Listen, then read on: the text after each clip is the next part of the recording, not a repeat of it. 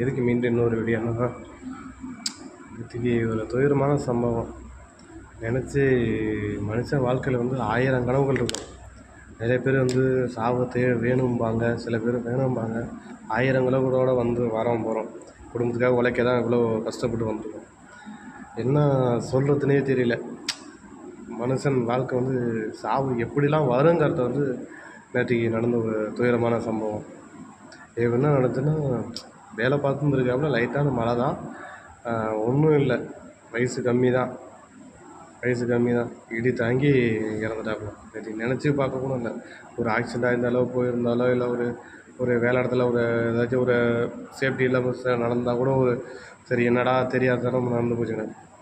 சும்மா வேலை பார்த்துட்டு சும்மா மலையில் போய் கிராஸ் பண்ணுறீங்களாப்புல என்ன பண்ணுறது, இடி தாங்கி சிங்கப்பூரில் இடி தாங்கி இறந்ததா நான்லாம் கேள்விப்படவே இல்லை.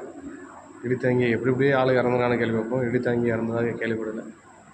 வாழ்கிற வயசில் போனவுடனே எனக்குலாம் கண்ணு ஒரு மாதிரி ஆகிடுச்சு. காலையில் கண்ணி நெஞ்சு போஸ்ட்டு எல்லாம் ஸ்டேட்டஸு அது இதுன்னு வச்சு போட்டு விட்ருந்தாங்களா, பார்த்தோன்னே குறுப்பில் இதுப்பில் போட்டோன்னே வச்சுக்காங்களா, அதுவாக திரும்பி வந்துருச்சு.